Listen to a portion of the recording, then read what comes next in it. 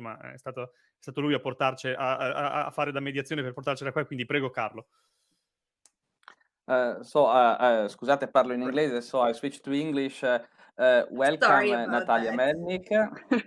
No, absolutely not a problem at all. Thank you very much for being here.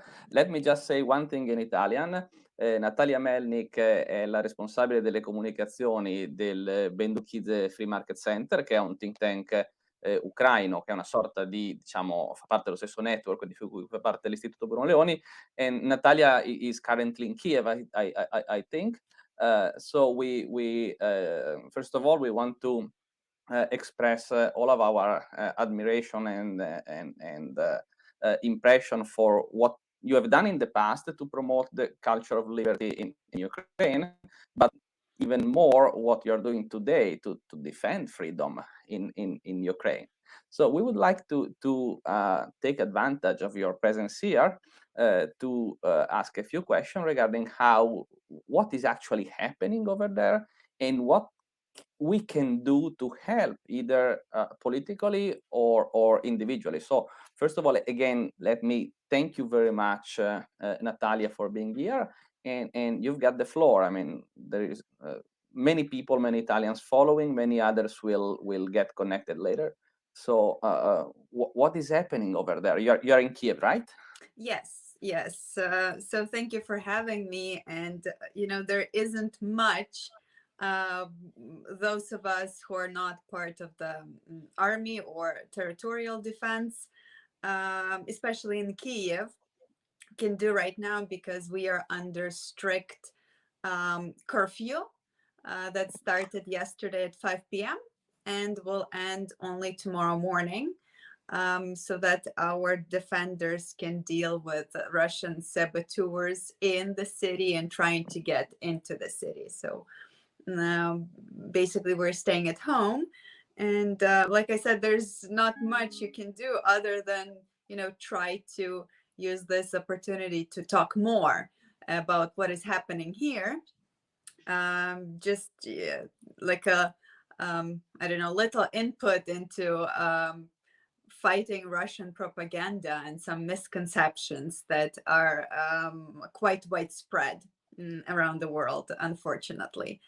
So I don't know if you're going to be able to hear it, but we have explosions going off from time to time. So in many cases, it's our air defense system working on shooting down everything that shouldn't be flying in our direction. And earlier today, we were informed about a convoy of 30 vehicles moving in the direction of Kyiv, because right now, Putin and Lukashenko, let's not downplay his role in everything that's happening in Ukraine. They are in their probably plan B, or maybe transferring into plan C, because plan A was Blitzkrieg, which was supposed to be over, in a couple of days, with complete capitulation of the government, the country in general.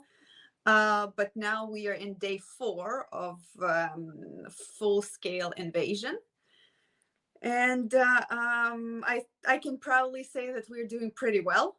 Unfortunately, we are losing people. We are losing both military people, civilians, because Russians tend not to be too accurate when aiming at stuff. So in many cases, you can see rockets flying into residential areas, schools, kindergartens. Now they're openly targeting ambulances. So we have losses, and every loss is extremely painful. And when we have a breather, a moment of peace, we will certainly commemorate every hero that we've lost. But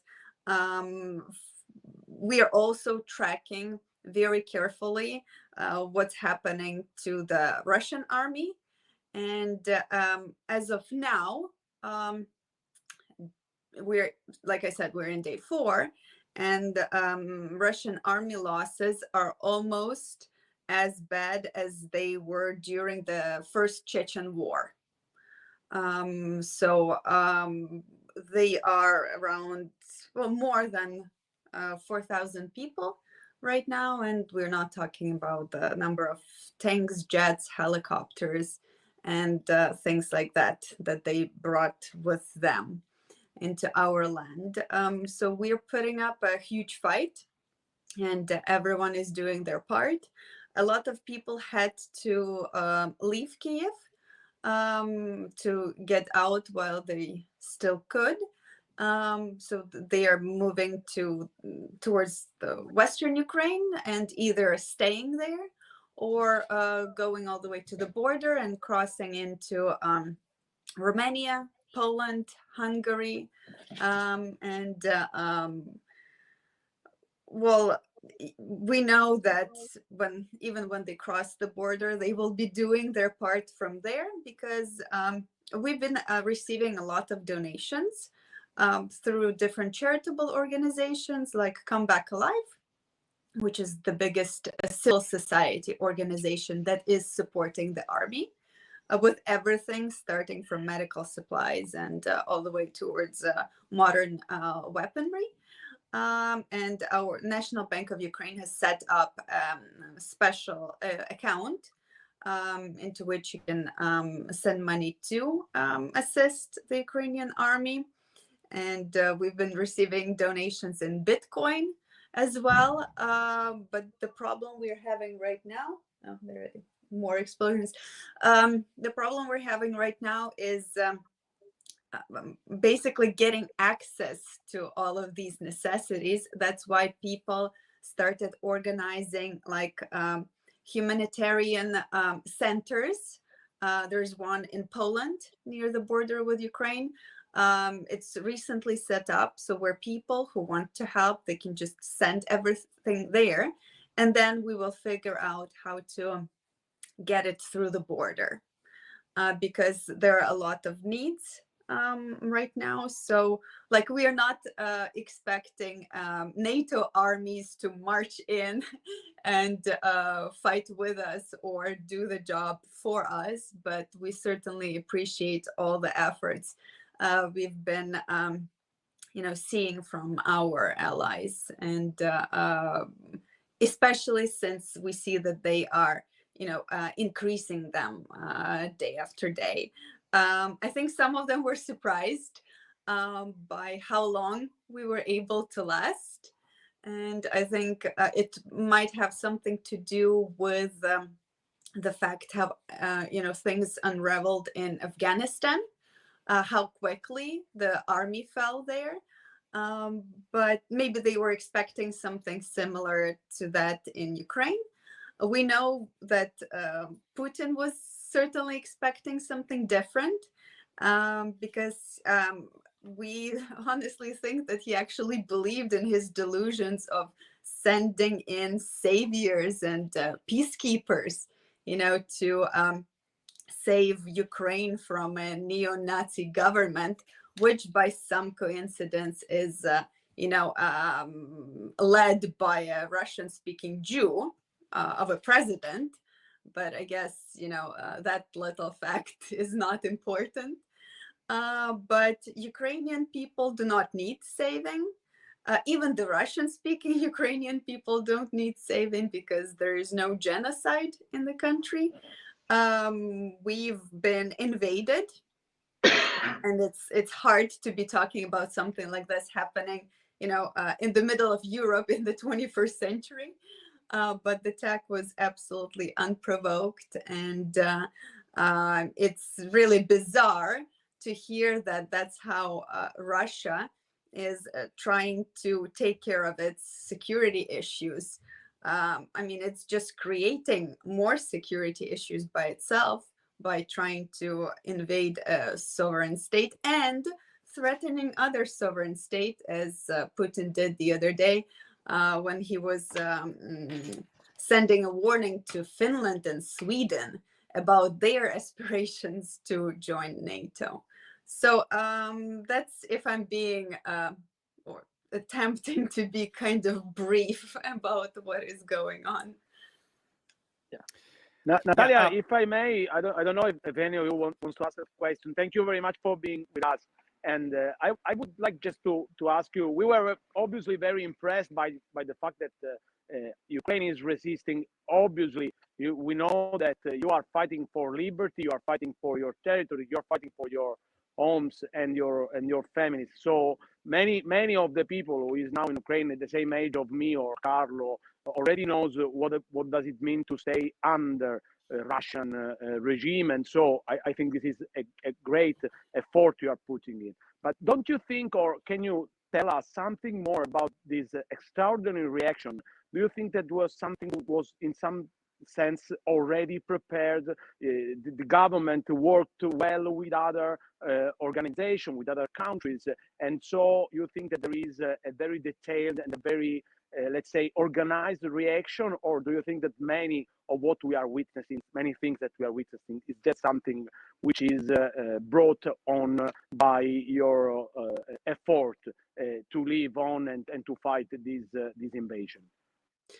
Well, I think it's important to understand that we have been at war with Russia for the past 8 years, right? The war did not start 3 days ago. So it started in 2014 with the annexation of Crimea and the invasion of parts of eastern Ukraine. So we've been dealing with the threat for a really long time. But now we see an unprecedented unity within the country. And, you know, our population has always been quite outspoken. So the fact that the current president, he won by a landslide during the latest elections, that he had a 73% electoral support, it does not mean that all Ukrainians necessarily thought that he was so-called their president, right? So they would, before this, they would say, well, I didn't vote for him, so he is not my president. But from now on, you're not going to hear that, because he has risen to the occasion.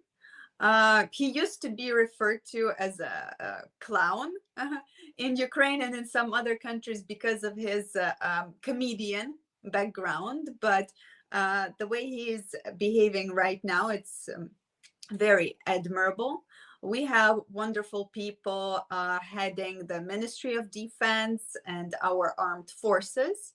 So basically, it's one of the reasons why we have absolute faith in their efforts. And the other thing is that prior to 2014, Ukrainian army was mostly non-existent.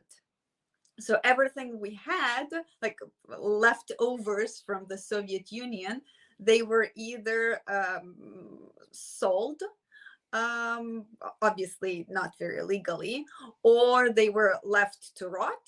People were not motivated. We had conscription back then and still do, but people were more motivated to avoid joining the army, even like bribing their way out of it. But after 2014, due to the efforts of volunteers, due to the presence of this external threat, we started building the army. And so basically we were in a much better position even before we started receiving the modern weapons from our partners. But certainly, you know, getting our hands on Stingers and Bayraktars and whatever else we got, it's been extremely helpful, because it allows us to minimize our losses. It allows us to not necessarily have to go all the way to like close distance combat. So all of these things are extremely important. And there is this huge willingness to protect the land, to protect the people. And because this is our home. And that's why all of those people who did not leave, they didn't leave not only because they think they can be helpful, because not everyone, can just leave the house, get some automatic weapons in their hands and start shooting, but we can be doing other things. We can be preparing our favorite welcoming drink, which is called Molotov cocktails, which are being widely utilized right now and proving to be very effective, even against tanks. And you would never imagine the official social media pages of the police posting recipes on how to make most effective Molotov cocktails, because that's something protesters tended to use against the police in 2013 and 14. And even people now are saying, like, I would never imagine that I would be fighting side by side with our police officers. But like, we have political unity of the government, the governing party, sitting down to talk to the opposition and come up with common plans of actions. There were meetings with top businessmen in the country, including oligarchs that we were trying to fight before we had to fight Russia so actively. We did have a couple of business people and pro-Russian politicians flee the country as it all started. But unsurprisingly, every single person that fled the country, they went to Europe. So none of them wanted to go to Russia. And it speaks volumes about, this pro-Russian sentiment in the country. Sure, it exists. And it's also true that we do have some neo-Nazis and fascists in the country, but that's a democracy. That's how it works. You have people with different views, and that's fine. But when all of their values align, then you get what you see happening in Ukraine right now, when everyone is trying to do their little part for the common cause. And it's very easy to explain why. For example, if Russia decides to stop fighting in this situation, it will be basically the end of war, right? But if Ukraine stops fighting now, it's the end of Ukraine. And everyone understands that. So basically, it came around also out of desperation of this moment, because we understand that there is no other way out. Yeah, well, that's correct. And you talked about civil resistance, and let me tell you that you guys are heroes. I think that you guys are heroes, and that's admirable. Yet one of the things that surprised me most, and you were talking about it before, was Zelensky's reaction, which Western medias and you also before defined as admirable. We know, for example, that yesterday he refused the United States offered to take refuge in a safe territory to stay and fight with his people. But one of the things that really surprised me about Zelensky is his style of communication, which is modern and direct. And basically, yesterday he attacked Western leaders, calling out their inefficiency in fighting Russia with sanctions, and also attacked the Italian Prime Minister Mario Draghi for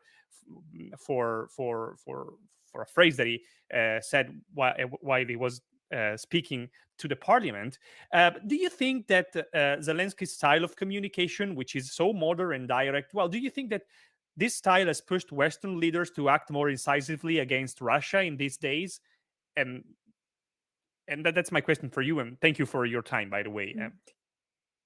Well, a lot of it has to do with tremendous diplomatic effort that has been put in. So starting with Zelensky and going all the way down to separate ambassadors, Ukrainian ambassadors to different countries, because having to change people's minds is one thing, but having to change minds of big bureaucracies political bureaucracies is a whole lot different story, and it takes a lot of time and effort. And you're absolutely right when you notice that the way that Zelensky started talking, it became more harsh and it became more urgent. Well, because the situation is more dire. So the combination of this, of how the situation is evolving, and it was evolving really fast, just like right off the bat, then the diplomatic effort, and then countries pressuring each other too. And that, because like when we look at the sanctions first, that's something that we were talking before the invasion started. Like we were saying, stop saying that the sanctions will be horrible. Like those are just words that mean nothing. Why don't we look into the opportunity of having preventative sanctions, or just announcing which sanctions are going to be implemented? So then when everything started, our allies looked a little bit lost. Like, so, okay, now we have to introduce sanctions. What are they going to be? And what is going to be the next step? So now I think they start, it's like a snowball moment, that's going off a really high mountain. So they're getting harsher and harsher, and especially the ones that will be launched on starting from Monday.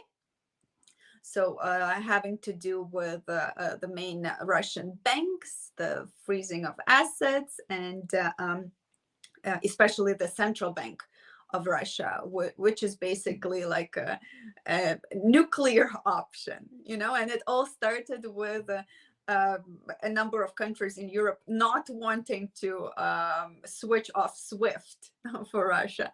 So there was a lot of pressure there, and then we were able to make this jump towards sanctions that actually matter. I do believe that these sanctions should be also, these harsher sanctions should be extended to Belarus and Lukashenko, because once again, he's somehow managing to stay more under the radar. But we do see, and we have evidence of rockets being launched from the Belarusian territory. We know their airport that is, receiving Russian reinforcements, and it's very close to Kiev. So it just puts extra pressure on us, since Kiev right now is the main target for Russia. Kiev, and a lot of action is happening in Kharkiv as well, which is like another important city closer to the east.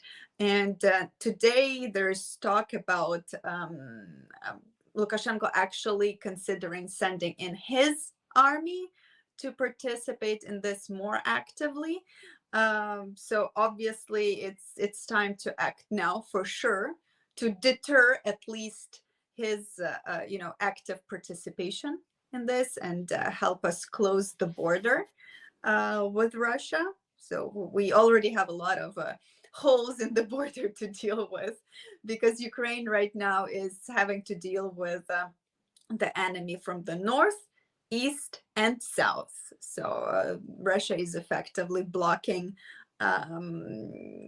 sea access to all Ukrainian ports, and they are calling it, I think the new name for this is anti-terrorist efforts or something like that. So yeah, it's always funny to hear terrorists saying that they're doing something anti-terrorist. So a lot of things worked together. I think a lot of this, if I go back closer to your question, a lot of this is also like of a natural evolution.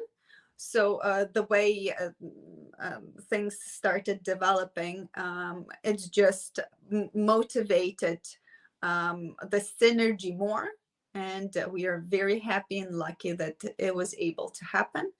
And every day we see huge lines of people going to register either to join the army or to join the territorial defense. The territorial defense is already over 37,000 people, and they are the ones responsible for dealing with the enemy within cities. So their role is extremely important, especially in Kyiv. But a lot of them have to be turned away just because there's not enough ammunition and equipment for everyone. So we can't just, send completely unprepared people. So we do have more people willing to join, but just we need to provide them with certain things and medical supplies as well, so that we can also keep them safe while they're keeping us safe. And we even started receiving stories from people around Ukraine saying that today was a bad day because I tried bribing my way into the army. I tried to bribe my way into the territorial defense, but they sent me away. We have huge lines of people going to donate blood, which is something that is already needed and will be needed even more. So in some towns and cities, they have to wait for 3, 4, or 5 hours to get through. So there's like this common effort is a really big deal. And I think that Putin maybe now is starting to realize that it's not the scenario of saviors coming to help people that were just dreaming about this day coming true, that would greet them with salt bread and flowers. But the only flowers that we have prepared for them are the artificial ones that go on graves. Because this is what it is, and it's part of the appeal that our president, the heads of the army, and ordinary Ukrainians are trying to share, like with mothers, wives, sisters, like do not send your relatives here because they're. All right, I think we can't hear you anymore. Probably the microphone. Do you have a problem? You have a problem with the microphone? Please check. Okay, now okay. Yeah. Okay. Sorry. Now we hear you. Thank you. We live at times in which if I don't respond to messages or calls, people immediately think that I'm either dead or dying. So they start calling more actively. So maybe that's one of the reasons why I could be, disconnecting. But yes, so if you don't want to get your people back, in body bags, you can do certain things. Like it's not our job to get rid of their dictator. Russians have their dictator to deal with. It's their responsibility. And what we're just dealing with the army for now. The army that's, increasingly demotivated as well, because some of them thought that they were actually participating in some exercises. I don't know how you can be participating in the exercises on the territory of a sovereign state. This is something that I also find baffling, but okay. Some of them, like there's an intelligence unit that gave up their weapons a couple of days ago, and they said, well, we didn't know that we would be fighting. We didn't know that we would have to be killing people. We thought we were just gathering information. Once again, on a sovereign soil of your neighboring country. So a lot of them are realizing that things are not going as planned. And but it's not enough for us not to blame them for what's happening. No, sure, Putin sent them here, that's true, but they are the ones shooting weapons. They are the ones killing kids. They're the ones launching missiles and rockets. So if they stop doing this, then okay, we will deal with them in a different way. Like I think yesterday we were told a story about 5,000 people, soldiers, refusing to head this way. So they were given this order from a military base in Russia, and they refused to do it for, whatever their reasons are. Yes, this is the correct behavior in this situation, because it doesn't matter, from which country you're part of military, or, which country you're from. As a soldier, you have the right not to follow criminal orders. And these are criminal orders. And hopefully sometime soon we will be able to take them to court for this. Thank you. Thank you for what you have just said. Carlo, I leave the floor to you for the last questions, or as you want. Yes, just the last question, Natalia. Thank you very much for being here with us and for helping us to understand how bad the situation is. I mean, even beyond what we see on the TV or the social networks. My last question is this. I mean, many people in the comments are asking what we can do to provide help, including financial donations, or if you have any suggestion regarding NGOs or organizations or whatever. And let me name just one organization, which is the Kaka Bendukidze Free Market Center, which is the think tank where Natalia is working, which is named after Kaka Bendukidze, who was a good friend of mine indeed, but he was most of all a great reformer in Georgia. After promoting economic freedom in Georgia, he started a number of initiatives, including in Ukraine, to promote economic freedom in other former communist countries. So, I mean, these are at least two good reasons to support the Kaka Bendukidze Center. First of all, what you are doing, and secondly, the memory and the legacy of Kaka. But please, if you have anything to tell us and information to give us, to share about what we can do to provide the kind of support that we can, beyond keep talking about this and helping people to realize that this is one of the very few occasions in history where it is very clear who the good guys are and who the bad guys are. Well, first of all, thank you for the offer, and thank you for mentioning my organization. Please don't look at our website. It's horrible. We're in the process of putting a new one out, but for obvious reasons, it's going to have to wait.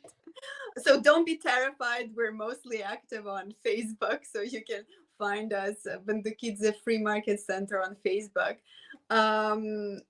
But of course, obviously, we will be good for any charitable donations which we will receive from you. But if you want to do other things, I will be able to provide you, Carlo, with links like to that joint account for the Ukrainian army, to the NGO I mentioned, Come Back Alive. Also, I can give you information about this, humanitarian warehouse in Poland. It will be extremely helpful if instead of donations, like financial donations, you will look through their list that they are providing of the basic needs, because like I said, right now in Ukraine, it's very difficult to get access to these things. That's why we have to be looking for them abroad, starting with even flashlights and things like that. And means of communication, especially for the territorial defense.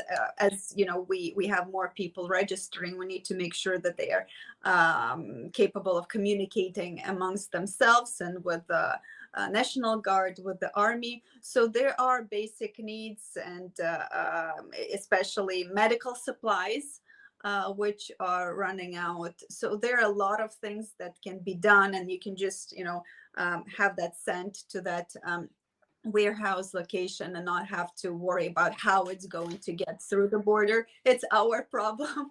We will figure that out because it is needed. Also, another thing is just spreading the word about what's happening in Ukraine. It helps. Even though, like, I understand that Ukraine is basically the hot topic on the news, right? But there are different ways of reporting what's going on in Ukraine. Especially if you're media and trying to make it more scandalous or something like that. And another thing is that a lot of Ukrainians are calling for, they're trying to ask their foreign friends to do the same things if they can, voice their opinions to their governments. These are calls for a no-fly zone over Ukraine. Just closing our skies, basically helping us protect ourselves from the air forces, from Russian air forces, so that we can concentrate on dealing with them on the ground. NATO did that for non-NATO members before, in the case of Israel. And then Israel has, what we are super jealous of right now, the Iron Dome. And that's would be a dream come true, but that's for the future. Certainly that should be in our plans. So whatever countries can do, whatever governments can do to provide us an extra boost, so that we can last long enough, to see this through, because this has to be resolved finally, because otherwise it would just keep dragging on endlessly. And this is not a Ukraine matter. This is certainly a security matter for at least Europe, or even further away. Like just yesterday, Russians targeted, as an example, Russians targeted a nuclear waste facility in Kiev. As you probably heard, Russians also captured Chernobyl. So if something goes wrong there, all of us will feel the negative consequences, because it has already happened before. So a lot of things can go really, really wrong for very many countries here. So we really appreciate any help we can get, and I will be happy to provide you with links to, for different options. So thank you very much again, Natalya, and please let us have the links to donate or to support, and let us know, by message or by email, by whatever you like, by pigeon, any kind of information that that may be useful to share with people in Italy, and please again accept our admiration and support. Thank you very much, Natalya. Thank you, guys. It was great being here and meeting you all. So hopefully, maybe at some point it will be possible to do in person. Yeah. Well, hopefully that would be great. I mean, well, let me tell this. I mean, we are planning a number of events with Liberi Oltre Le Illusioni, and we will be really happy to send an invitation to you, hoping that we will settle all this, and it will be easy and possible to fly from a free Ukraine to Europe. Absolutely, absolutely. My Italian does not extend further from the word ciao, but I think that will work in this situation. Thank you, guys. Ciao Natalya, Thank you. grazie. Ciao, Thank you very much. Thank you. Allora, grazie Carlo per aver portato Natalya con noi, è stata un'intervista molto interessante, e volevo intanto assicurare tutti in chat che stiamo lavorando per avere una chat più pulita, nel senso che Esatto. so che ci sono state, abbiamo avuto un attacco di troll russi proprio mentre parlava Natalya, e stiamo cercando di mettere a posto tutto, però ovviamente dovete capire che siamo in pochi e stiamo facendo tutto questo free, quindi senza guadagnarci niente, e ovviamente siamo qui da ormai se considerate la pausa di stanotte, siamo qui da più di 3 giorni, quindi senza pause, quindi dovete avere pazienza se ogni tanto succedono queste cose e non riusciamo a fermarle subito. Allora, nel frattempo io vi dico, continuiamo a parlare in italiano perché fra 20 minuti avremo un'altra intervista in inglese, quindi anche qui, nel senso è difficile avere la traduzione simultanea, magari Esatto. potessimo farlo, ma dovete avere pazienza, poi quando magari la ricarichiamo singolarmente su YouTube riusciremo a fare anche una traduzione, però al momento dovete capire che insomma è un po' difficile. Ecco, scusa, fammi fare il genovese, Sì. che in questo momento è importante i soldi donarli all'Ucraina, però quando speriamo di aver risolto questo problema, di aver trovato un equilibrio, è importante donare soldi anche a Liberi Oltre Le Illusioni per poter consentire di fare cose come la traduzione simultanea in diretta di un intervento, diciamo, imprevisto, inatteso. Esatto. Se posso Sì, comunque interrompere stiamo... e poi saluto, mi scuso. Vi do la mia disponibilità per fare traduzioni dopo, se volete. Io sono vostro socio e quindi